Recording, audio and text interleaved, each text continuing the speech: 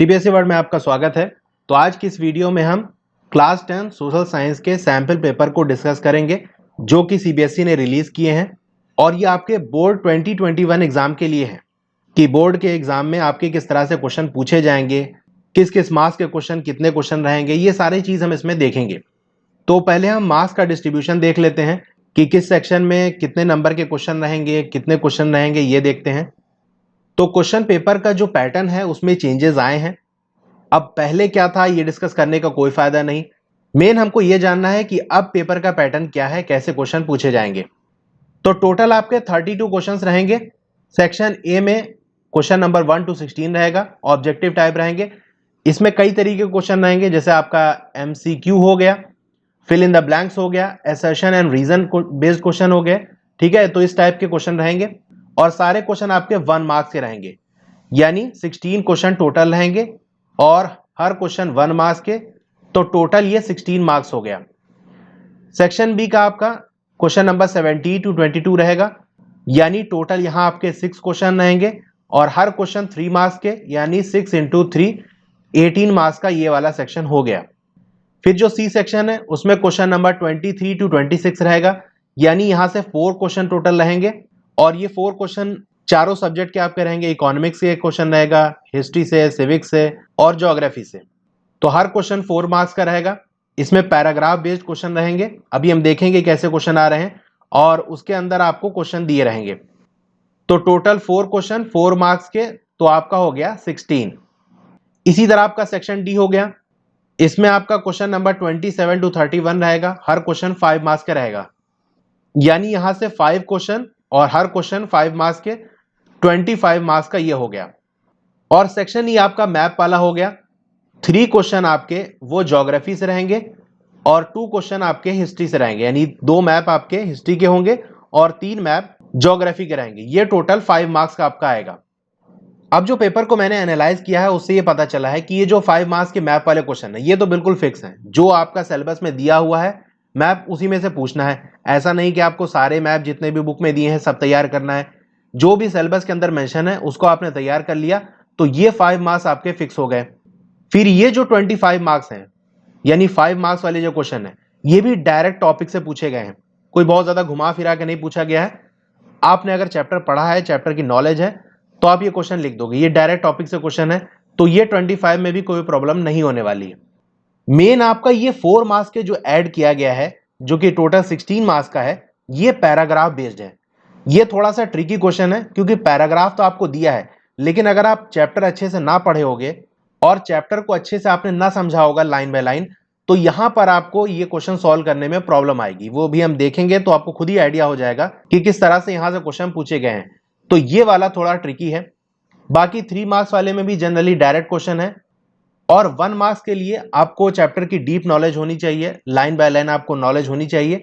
तो ये 1 मार्क्स वाले भी क्वेश्चन कर लेंगे। डायरेक्ट भी क्वेश्चन यहां से आए हैं और थोड़ा सा घुमाकर भी पूछा गया है। तो चलिए हम पेपर देखते हैं। तो सीबीएसई ने सैंपल पेपर भी रिलीज किया है और मार्किंग स्कीम भी रिलीज किया है, यानी उसका आंसर भी दिया है और क्वेश्चन भी दिया है। तो हम आंसर वाला ही देखते हैं, इसमें क्वेश्चन भी साथ ही साथ में दिया हुआ है। तो सेक्शन ए जो कि 16 मार्क्स कैरी करता है, 1 मार्क्स के हर क्वेश्चन है। पहला क्वेश्चन आपका हिस्ट्री से है और वेटेज सबका बराबर है। हिस्ट्री से भी 20 मार्क्स के क्वेश्चन, सिविक्स, ज्योग्राफी, इकोनॉमिक्स सबसे 20 मार्क्स के ही क्वेश्चन आए हैं। ठीक है, तो किसी से कम ज्यादा नहीं है। तो पहला क्वेश्चन है identify the correct statement the act of union 1707। इसके बारे में पूछा गया है। ये बिल्कुल डायरेक्ट आपकी बुक से क्वेश्चन पूछा गया है। ठीक है, बिल्कुल ये लाइन लिखी हुई है आपकी बुक में। जो टॉपिक 4.2 है इटली यूनिफाइड, उसी में आप देखेंगे। जो मेरे पास बुक है उसमें पेज नंबर 22 पे दिया हुआ है। तो जो आपका एक्ट ऑफ यूनियन था 1707, उसकी वजह से क्या हुआ, formation of United kingdom of great Britain. England और स्कॉटलैंड के बीच में ये एक्ट पास किया गया था और इससे दोनों को मिलाकर यूनाइटेड किंगडम बना दिया गया था। तो इसका सी वाला ऑप्शन सही होगा। अब सेकंड क्वेश्चन है, ये भी हिस्ट्री के फर्स्ट चैप्टर का है। विच ऑफ द फॉलोइंग ट्रीटी, कौन सी ट्रीटी हुई थी जिसने ग्रीस को एक इंडिपेंडेंट नेशन बना दिया था, कि ये बिल्कुल अलग एक देश है। तो ये क्वेश्चन पहले भी पूछा जा चुका है, प्रीवियस ईयर के पेपर आप देखेंगे तो ये क्वेश्चन आया हुआ है। तो डी है, ट्रीटी ऑफ कॉन्स्टेंटिनोपल, और ये डायरेक्टली आपकी बुक से पूछा गया है। थर्ड वाला क्वेश्चन देखें, which of the following was the reason for the calling of the non cooperation movement by Gandhi ji. Gandhi ji ने इस नॉन कोऑपरेशन मूवमेंट को वापस क्यों ले लिया था, क्या रीजन है। तो 4 आपको ऑप्शन दिए हुए हैं। इसका आंसर आपको कहां से मिलेगा? ये क्वेश्चन आपके फिगर बेस्ड है, यानी आपके बुक में, चलिए देखते हैं हम। तो आप नेशनलिज्म इन इंडिया वाला चैप्टर देखेंगे तो यहां पर जो फिगर 5 है, चौरी चौरा 1922, तो इसके अंदर देख सकते हैं कि लोग शांतिपूर्ण प्रदर्शन कर रहे थे अपना बाजार के अंदर, वो अचानक से वायलेंट हो जाता है और पुलिस के साथ झगड़ा हो जाता है। इसकी खबर जब गांधी जी को होती है तो वो क्या करते हैं, नॉन कॉपरेशन मूवमेंट को रोक देते हैं, called a halt to the non cooperation movement, यानी नॉन कॉपरेशन मूवमेंट को रोक देते हैं। तो क्या रीजन था कि चौरी चौरा के अंदर जो प्रोटेस्ट चल रहा था वो बहुत ज्यादा वायलेंट हो जाता है, पुलिस के साथ झगड़े होने लगते हैं, इसलिए उन्होंने इस मूवमेंट को रोक दिया। तो इसका डी वाला ऑप्शन सही होगा। तो यहां से ये बात भी समझ में आ गई कि हमको फिगर भी ध्यान रखना है, फिगर से भी क्वेश्चन पूछे जाएंगे। अब क्वेश्चन नंबर 4 आपका फिल इन द ब्लैंक्स है। बिजनेस प्रोसेस आउटसोर्सिंग, जिसे हम शॉर्ट में बीपीओ कहते हैं, वो किसका एग्जाम्पल है? यहां पर आपका डैश ऐसे था, खाली जगह थी और आपको भरना था, क्योंकि ये मार्किंग स्कीम है, इसमें आंसर फिल है। तो बीपीओ आपका एग्जाम्पल है इंफॉर्मेशन टेक्नोलॉजी इंडस्ट्री का, ठीक है। वैसे ये क्वेश्चन सीबीएसई को पूछना नहीं चाहिए था, क्योंकि जो नई एनसीईआरटी की बुक एनसीईआरटी की तरफ से रिलीज की गई है उसके अंदर इंफॉर्मेशन टेक्नोलॉजी इंडस्ट्री के अंदर से ये एग्जाम्पल हटा दिया गया था, कुछ पोर्शन हटा दिए गए थे, उसके अंदर से ये बीपीओ वाला एग्जाम्पल भी हटा दिया गया था। शायद इसीलिए इन्होंने ऑप्शन में दे दिया कि और ये वाला अगर आपको नहीं आता तो दूसरा वाला क्वेश्चन कर लीजिए, बट इसको देना ही नहीं चाहिए था, क्योंकि जब आपने बुक से उस पोर्शन को हटा दिया तो आपको पेपर में किसी भी तरह, चाहे ऑप्शन में ही क्यों ना हो, देना नहीं चाहिए था, लेकिन फिर भी दिया है और दूसरा ऑप्शन भी दिया हुआ है। तो ऑप्शन में आपको ये पूछा गया है कि ग्रीन रेवोल्यूशन, ये पूरी लाइन आपकी बुक में लिखी हुई है, वहीं से पूछा गया है। जो फर्टिलाइजर इंडस्ट्री वाला टॉपिक अगर आप बुक में देखेंगे, जो कि आपका पेज 75 पे दिया हुआ है, तो वहां पर ये लाइन लिखी हुई है कि जो ग्रीन रेवोल्यूशन था उसने फर्टिलाइजर इंडस्ट्री को एक्सपैंड होने में मदद की थी। तो अगर कोई पुरानी बुक से पढ़ रहा है तो उसने ये पहला वाला पढ़ा होगा, बाकी जिसने नहीं पढ़ा तो वो सेकंड वाला अटेम्प्ट कर सकता है। अब जो 5th वाला क्वेश्चन है ये ज्योग्राफी से आया हुआ था। यहां पर आपको प्रिमिटिव कल्टीवेशन के अलग अलग नाम दिए हुए हैं कि अलग अलग जगह पर इसको किस नाम से जानते हैं। वैसे तो आपकी बुक में ये पूरा थ्योरी में लिखा हुआ था, लेकिन इसको मैंने मैप के जरिए समझाया था कि किस जगह पर प्रिमिटिव कल्टीवेशन को क्या नाम दिया गया है। तो जब मैंने चैप्टर पढ़ाया था तो ये आपको मैप बनाकर समझाया था कि कहां पर क्या कहते हैं। जैसे मध्य प्रदेश की अगर हम बात करें तो इसका नाम बेवर और दहिया है, झारखंड में कुरवा है, ओडिशा में पामादाबी, कोमन, ब्रिंजा है। इसी तरह से बस्तर डिस्ट्रिक्ट जो छत्तीसगढ़ का है वहां पर इसे दीपा कहते हैं, ठीक है। तो सारे मैप के जरिए मैंने बनाया था ताकि याद करने में आपको आसानी हो। तो यहां से क्वेश्चन आए हुए हैं, इसका मतलब आपको ये नाम भी याद रखने हैं कि प्रिमिटिव कल्टीवेशन के अलग अलग जगह पर क्या क्या नाम होते हैं। तो इसमें आपको बताना था कि कौन सा ये करेक्ट है इसमें। तो ए वाला करेक्ट है, मध्य प्रदेश के अंदर प्रिमिटिव कल्टीवेशन को हम दहिया कहते हैं, बाकी सारे ऑप्शन इसमें गलत हैं। 6 वाला क्वेश्चन है, ये भी फिल इन द ब्लैंक्स है, ये बिल्कुल डायरेक्ट है, ये बहुत आसान क्वेश्चन है कि बार्ले एक रबी क्रॉप है, कॉटन एक खरीफ क्रॉप है, तो जैद क्रॉप का एग्जाम्पल कौन सा होगा? तो कुकुम्बर आपका ये जैद क्रॉप होता है, वाटरमेलन, मस्क मेलन, ये सारे क्या होते हैं? जैद क्रॉप होते हैं, ठीक है। तो ये बिल्कुल आसान सा क्वेश्चन था, डायरेक्ट क्वेश्चन था। फिर 7th वाला क्वेश्चन देखते हैं, ये भी बिल्कुल डायरेक्ट है। आपको सॉइल की प्रॉपर्टी दी हुई थी कि उसका कलर रेड टू ब्राउन होता है, उसकी बनावट सैंडी होती है, बालू जैसी होती है, उसका सैलाइन नेचर होता है, खारा होता है उसका टेस्ट, और उसके अंदर ह्यूमस और मॉइस्चर की कमी होती है, यानी सूखी वाली ये मिट्टी होती है। तो वो कौन सी होगी? उसका आंसर आपको लिखना था, तो वो होती है आपकी एरिड सॉइल। तो ये भी डायरेक्ट क्वेश्चन आया हुआ है। फिर 8th वाला क्वेश्चन देखते हैं, a type of millet rich in iron, calcium and other micro nutrients and roughages. ये भी बिल्कुल एनसीईआरटी की लाइन उठाकर यहाँ कॉपी पेस्ट किया गया है। तो यहाँ देख सकते हैं ये आपका मिलेट वाला टॉपिक है, इसके अंदर ये लिखा हुआ है ragi is very rich in iron, calcium and other micro nutrients and roughage. तो यही लाइन बिल्कुल कॉपी कर दी गई है, और मैंने इसको अच्छे से समझाया भी था कि रगेज का क्या मतलब है, माइक्रो न्यूट्रिएंट्स क्या होते हैं, ठीक है। तो हम इसको कह सकते हैं कि बिल्कुल डायरेक्ट एनसीईआरटी से ये क्वेश्चन उठकर आया है। तो डी वाला ऑप्शन सही होगा, रागी। 9th वाला क्वेश्चन देखते हैं, population of Sri Lankan Tamil is concentrated इन। तो जो श्रीलंकन तमिल है वो कहां रहते हैं श्रीलंका के अंदर? ऑप्शन दिया हुआ है, और ये भी क्वेश्चन बिल्कुल डायरेक्ट एनसीईआरटी से उठ कर आया है, वही लाइन यहां से उठाकर फिल इन द ब्लैंक्स बना दिया है। तो यहां पर आपकी बुक में लिखा हुआ है, as you can see from the map Sri Lanka Tamil are concentrated in north and east of the country. तो बी वाला ऑप्शन सही हो जाएगा, नॉर्थ एंड ईस्ट। अब 10th वाला क्वेश्चन देखते हैं, डिफाइन मेजोरिटेरियनिज्म, और दूसरा पार्ट है डिफाइन इथनिसिटी। ये आपका जो साइड में डिफिनेशन दी होती है वहां से क्वेश्चन आया है। जैसे आप देख सकते हैं ग्लॉसरी के अंदर मेजॉरिटेरियनिज्म इसकी डिफिनेशन है, और ये एथनिक की डिफिनेशन। तो इसका मतलब आपको ये भी पढ़ना है, जो भी डिफिनेशन आपकी ग्लॉसरी के अंदर दी हुई है उसको भी आपको ध्यान में रखना है। यहां से भी डायरेक्ट क्वेश्चन आ सकते हैं। क्वेश्चन नंबर 11 हम देखते हैं।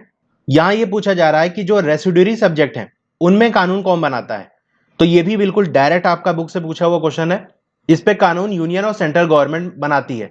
ये पेज 16 पे आप देख सकते हैं, और इसी में ऑप्शन भी दिया हुआ है। दूसरे ऑप्शन में ये क्वेश्चन पूछा है कि यूनियन लिस्ट में कौन कानून बनाता है, यूनियन या सेंट्रल गवर्नमेंट। कोई एक नाम लिख देंगे कि यूनियन गवर्नमेंट या सेंट्रल गवर्नमेंट यूनियन लिस्ट के अंदर जो सब्जेक्ट है उसमें कानून बनाते हैं। ठीक है, तो ये भी कह सकते हैं कि डायरेक्ट क्वेश्चन आए हुए हैं। अब 12th वाले क्वेश्चन की अगर हम बात करें तो ये डायरेक्ट क्वेश्चन नहीं है, एनसीईआरटी से बिल्कुल डायरेक्ट उठ के नहीं आया है, बल्कि ये आपकी नॉलेज और अंडरस्टैंडिंग बेस्ड है। यानी चैप्टर आपने पढ़ा है, आपने चैप्टर को समझा है, उसके बेसिस पे इन्होंने अपने से एक टेबल बनाकर आपसे क्वेश्चन पूछा है। और ये जो आपका पेज 9 जहां पर एवरेज इनकम वाला टॉपिक दिया हुआ है, उसको अगर आपने पढ़ा होगा तो ये क्वेश्चन आप कर ले जाओगे। यहां क्वेश्चन ये पूछा है, find out which country has most equitable distribution of income. कहां बहुत ज्यादा बराबरी के साथ जो इनकम है उसको डिस्ट्रीब्यूट किया गया है। तो ये आपको 4 कंट्री दी हैं, ए बी सी डी, और उनकी मंथली इनकम दी हुई है 2018 के अंदर। ठीक है, अलग अलग सिटीजन हैं, यहाँ पर 5 सिटीजन को कंपेयर किया गया है, एवरेज इनकम दी हुई है। तो कहां पर इक्वल डिस्ट्रीब्यूशन है, ए वाले का अगर देखें तो पहले सिटीजन का लगभग 10,000, इसकी 11,000, इसकी 10,000, 11,000, 10,000। तो आप देख सकते हैं बिल्कुल ज्यादा फर्क नहीं इनकी सैलरी में, कोई 10,000 कमा रहा है, कोई 11,000, इसी के आसपास है। ठीक है, तो यहां पर हमको बराबर लग रहा है डिस्ट्रीब्यूशन। और भी ऑप्शन चेक कर लेते हैं। बी वाले में अगर देखें तो एक बंदा 5,000 कमा रहा है, बाकी सब 600, तो यहां बराबर से इनकम डिस्ट्रीब्यूट नहीं हुई है, कोई कम कमा रहा है, कोई बहुत ज्यादा कमा रहा है।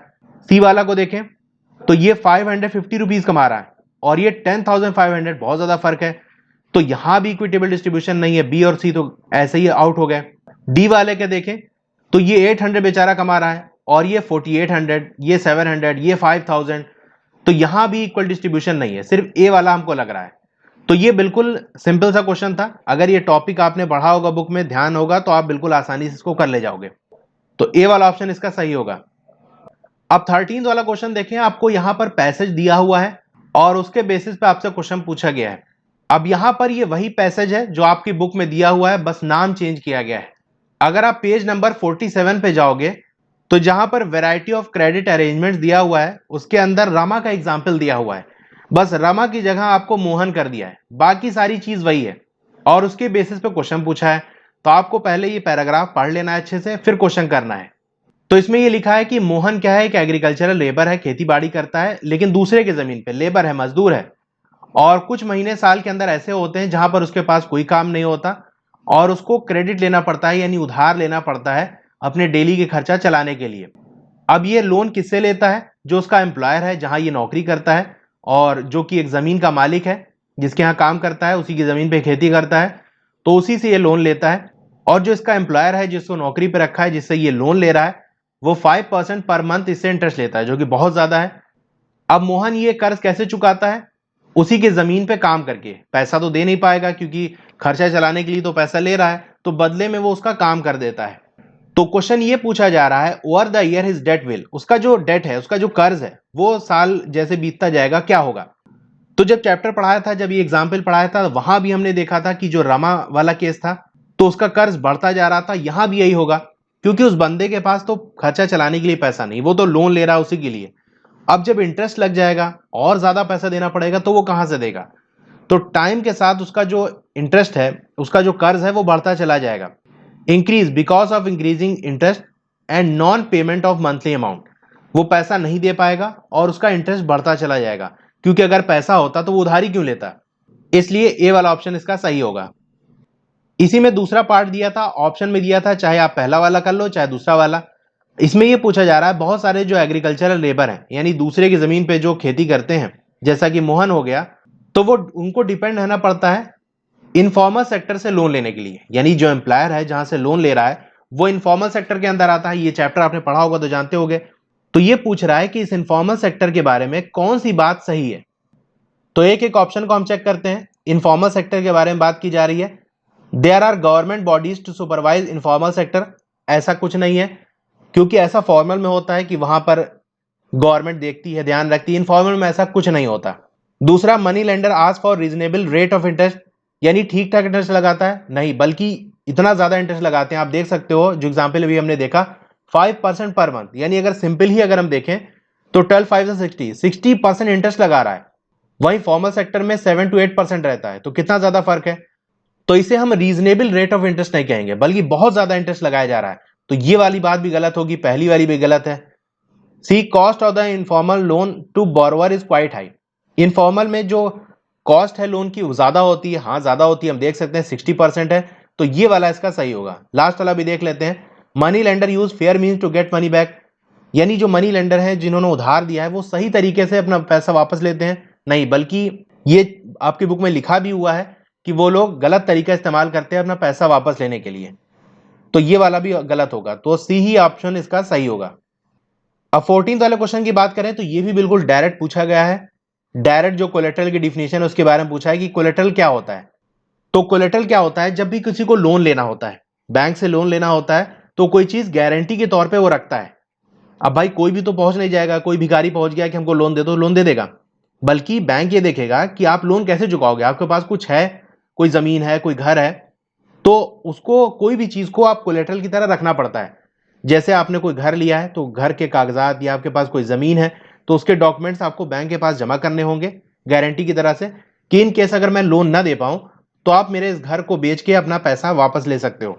तो उसी को हम कोलेटरल कहते हैं। तो ये क्या है, एसेट है, कोई चीज है, एज गारंटी फॉर लोन, यानी लोन लेने के लिए गारंटी की तरह उसे आदमी रखता है। 15th वाला क्वेश्चन है, ग्लोबलाइजेशन के कॉन्टेक्स्ट में बात हो रही है, उसके रिस्पेक्ट में बात हो रही है, तो आपको यह बताना है कि कौन सी बात ग्लोबलाइजेशन के रिस्पेक्ट में सही है। ए वाला ऑप्शन है, it is the only way for economic development of the country, यानी यही एक रास्ता है इकोनॉमिक डेवलपमेंट के लिए देश में, अगर ग्लोबलाइजेशन नहीं होगा तो इकोनॉमिक डेवलपमेंट नहीं होगा। क्या यह बात सही है? तो यह बात गलत है, क्योंकि ग्लोबलाइजेशन का होना जरूरी नहीं है, बल्कि अगर आपने चैप्टर पढ़ा होगा तो यह आप जानते होंगे कि कभी कभी हम ग्लोबलाइजेशन को रोकते हैं, नहीं होने देते इकोनॉमी को डेवलप करने के लिए। जैसे हमारा देश जब आजाद हुआ था तो उस समय हमने ग्लोबलाइजेशन को रोक दिया था, यानी ट्रेड बैरियर लगा दिया था, इसलिए ताकि जो हमारी लोकल इंडस्ट्री है वो ग्रो हो सके और वो बड़ी हो सके। तो कभी कभी हम ग्लोबलाइजेशन को रोकते हैं, नहीं होने देते, ताकि हमारी इकोनॉमी डेवलप हो सके, क्योंकि उस टाइम अगर हम ओपन कर देते तो बाहर कंपनी आकर यहां कब्जा कर लेती। ठीक है, तो पहला वाला ऑप्शन गलत होगा, बी वाला, interlinks only production based activities in disperse location of the world. क्या सिर्फ प्रोडक्शन एक्टिविटीज यानी सामान का बनना ही अलग अलग जगह होता है? तो ऐसा बिल्कुल नहीं है। सामान का बनने के अलावा मार्केट भी इंटीग्रेट होती है, यानी एक जगह की मार्केट दूसरी जगह से जुड़ी हुई होती है। अब जैसे इंडिया की मार्केट है, इंडिया की मार्केट में चले जाओगे तो अमेरिका से बने हुए सामान, चाइना से बने हुए सामान, यूरोप से बने हुए सामान सब मिल जाएंगे। तो सिर्फ प्रोडक्शन नहीं बल्कि मार्केट भी लिंक होती है, लोग भी लिंक होते हैं, एक जगह दूसरी जगह जाते हैं पढ़ने, ये भी ग्लोबलाइजेशन के अंदर आता है। तो ये वाला ऑप्शन भी गलत होगा। It has always given only positive result in all the countries, इसने हमेशा पॉजिटिव रिजल्ट दिया है, नहीं बिल्कुल गलत बात है। सिर्फ पॉजिटिव नहीं बल्कि नुकसान भी किया हुआ है। हमने एग्जाम्पल से इन चीजों को चैप्टर में पढ़ा था, तो देखा था कि जो कंपनी थी कैपेसिटर बनाने वाली उसको नुकसान हुआ, और जो टेक्सटाइल पैकिंग करने वाली कंपनी थी उसको नुकसान हुआ। तो जब ग्लोबलाइजेशन हुआ, एमएनसीज आई, तो बहुत सारी इंडस्ट्री थी जो बंद हो गई और बहुत ज्यादा वर्कर जॉबलेस हो गए थे। तो इसके पॉजिटिव ही नहीं बल्कि निगेटिव भी इंपैक्ट होते हैं, फायदा भी है और नुकसान भी है। तो यहां कह रहा है कि हमेशा फायदा ही होता है, पॉजिटिव रिजल्ट ही आते हैं, तो यह बात भी गलत है। डी वाला, lead to the spread of technology, ये बात सही है, टेक्नोलॉजी स्प्रेड होती है, दूसरी कंपनी किसी देश में जाकर लगाएंगी अपने प्लांट को तो वहां टेक्नोलॉजी लेके जाएंगी। कल्चर भी, जब लोग एक जगह से दूसरी जगह जाते हैं, ये भी ग्लोबलाइजेशन है, तो कल्चर भी स्प्रेड होता है। बीमारी फैलती है, कोरोना वायरस लेके चले आए इधर उधर। ठीक है, तो डी वाला ऑप्शन इसका सही होगा। अब 16th वाला क्वेश्चन हम देखते हैं, यह आपका असर्शन रीजन बेस्ड क्वेश्चन है। इसमें क्या होता है, दो स्टेटमेंट आपको लिखे होते हैं, असर्शन लिखा होता है और रीजन लिखा होता है, और A B C D option दिए होते हैं।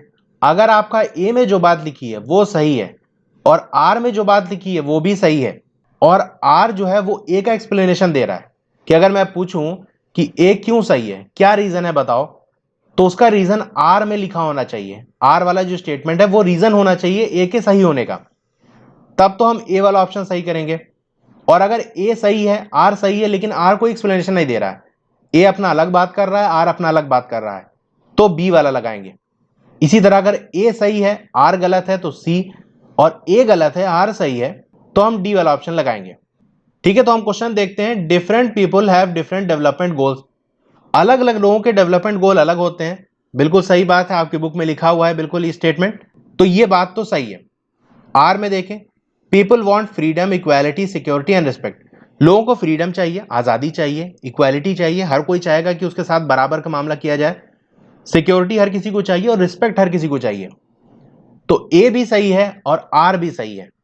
लेकिन यहां पर जो ऑप्शन दिया हुआ है और आंसर में ये दिया हुआ है कि ए वाला सही है, यानी आर सही एक्सप्लेनेशन है ए का। तो मेरे हिसाब से ये बात गलत है, इसका ऑप्शन बी वाला सही होना चाहिए। ए अपनी जगह सही है, आर अपनी जगह सही है। आर कोई एक्सप्लेनेशन नहीं दे रहा है। अगर मैं पूछूं कि लोगों के डेवलपमेंट गोल अलग क्यों हैं, तो क्या आप ये दोगे कि लोगों को फ्रीडम चाहिए, इक्वालिटी चाहिए, सिक्योरिटी चाहिए, रिस्पेक्ट चाहिए, इसलिए गोल उनके अलग हैं? ये इसका रीजन कुछ समझ में नहीं आता। तो मेरे हिसाब से इसका बी वाला ऑप्शन ही सही होगा, क्योंकि ऐसा ही ये क्वेश्चन आपके बुक में दिया हुआ है। जैसा कि आपकी बुक में दिया हुआ है, ये लेट्स वर्क दिस आउट में, why do different person have different notion of development. लोगों के लिए डेवलपमेंट के बारे में जो सोच है वो अलग क्यों होती है, क्यों हर किसी के लिए डेवलपमेंट का मतलब अलग होता है, वो डेवलपमेंट के बारे में अलग अलग चीजें चाहते हैं। तो यहां पर आपको ए और बी ऑप्शन दिया था, because people are different, because life situation of person are different. तो इसका बी वाला ऑप्शन सही था, क्योंकि लोगों की लाइफ सिचुएशन अलग है। तो आंसर यही होना चाहिए, रीजन में ये लिखना चाहिए था कि लोगों की लाइफ सिचुएशन अलग है, इसलिए उनके डेवलपमेंट गोल अलग है। जो चैप्टर हमने पढ़ा था उसके अंदर यही चीज हमने समझी थी कि हर किसी की कंडीशन अलग है, उसकी लाइफ की सिचुएशन अलग है। अगर मैं आपसे पूछूं कि आपके लिए डेवलपमेंट गोल क्या है, तो आप चाहोगे कि हमको अच्छे मार्क्स मिलें, क्वेश्चन पेपर इजी आए, ज़्यादा नंबर अच्छे से मिलें। ये सारे आपके डेवलपमेंट गोल हो सकते हैं। आप में से किसी का ये डेवलपमेंट गोल नहीं होगा कि हाँ हमको किसी फैक्ट्री के अंदर मजदूर बना लिया जाए या हमको खेती के लिए ज़मीन मिल जाए, क्योंकि आपकी सिचुएशन ऐसी नहीं है। वहीं अगर मैं फार्मर से पूछूं तो वो कभी ये नहीं कहेगा कि मुझे अच्छे मार्क्स मिल जाए, मेरा अच्छी जगह एडमिशन हो जाए। वो फार्मर है, उसकी लाइफ सिचुएशन अलग है। तो जैसी लोगों की लाइफ की सिचुएशन होती है उसी हिसाब से उनके डेवलपमेंट गोल होते हैं। इसीलिए उनके डेवलपमेंट गोल अलग अलग होते हैं, क्योंकि उनकी सिचुएशन अलग है। तो ए भी सही है, आर भी सही है, लेकिन आर सही एक्सप्लेनेशन नहीं दे रहा है। ठीक है, तो बी वाला मेरे हिसाब से सही होगा। तो इस वीडियो को हम यहीं तक रखते हैं। बाकी जो अगला क्वेश्चन है वो आगे हम डिस्कस कर लेंगे, क्योंकि बहुत ज्यादा लंबी वीडियो हो जाएगी और एक बार में इसीलिए इंटरेस्ट भी नहीं डेवलप हो पाता। ठीक है, तो हम वीडियो को यहीं एंड करते हैं। अगली वीडियो के अंदर आगे के पोर्शन हम डिस्कस कर लेंगे।